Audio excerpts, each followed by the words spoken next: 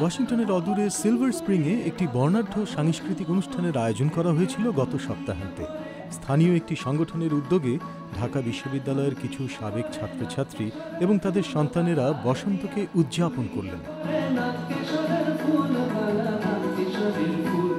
সোফিয়ার নাচ দর্শকদের যেমন মুগ্ধ করল, তেমনি বসন্তের আমেজ নিয়ে আসলো সবার মনে।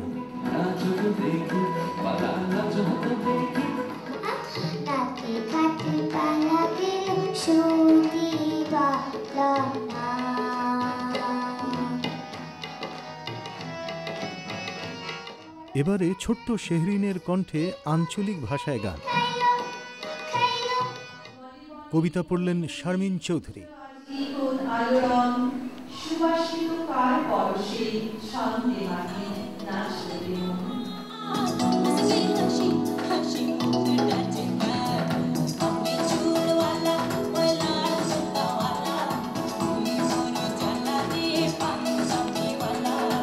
দর্শকদের মধ্যে যারা পাঞ্জাবি পরেছিলেন সম্ভবত তারা বেশি উপভোগ করলেন উষার নাচ।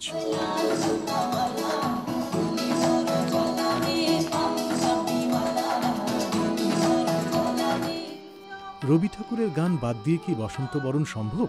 তাই মিলিয়া আলীর কণ্ঠে এই গান।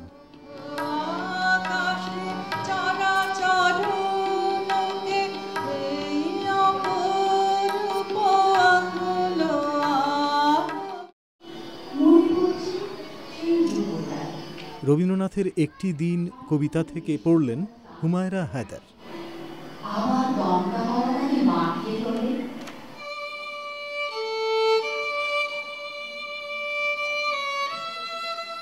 আনিকার বেহালায় পদ্মা মেঘনার সুর ভেসে আসলো সুদূর এই আমেরিকা পর্যন্ত।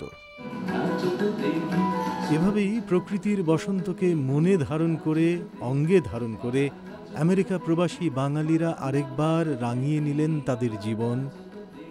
আহসানুল হক, ভয়েস অব আমেরিকা, ওয়াশিংটন বার্তা।